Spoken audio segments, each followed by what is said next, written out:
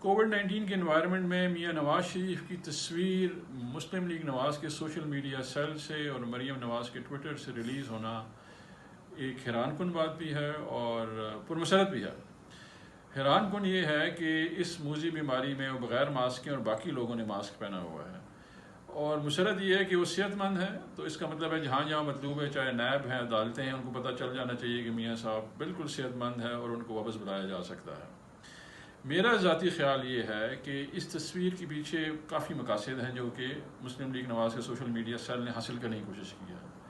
اس وقت جو ہے اقتدار کی جنگ مسلم لیگ نواز میں منہ توڑ کے بول رہی ہے، مختلف دھڑے جو ہیں وہ مورچہ زن ہو گئے ایک دوسرے کے سامنے، اور اقتدار مسلسل کوشش کی جا رہی لینے کی۔ تو اس تصویر سے میسج دیا جا رہا ہے بغیر ماسک کے جو کہ تصویر ہے کہ بادشاہ سلامت زندہ ہیں،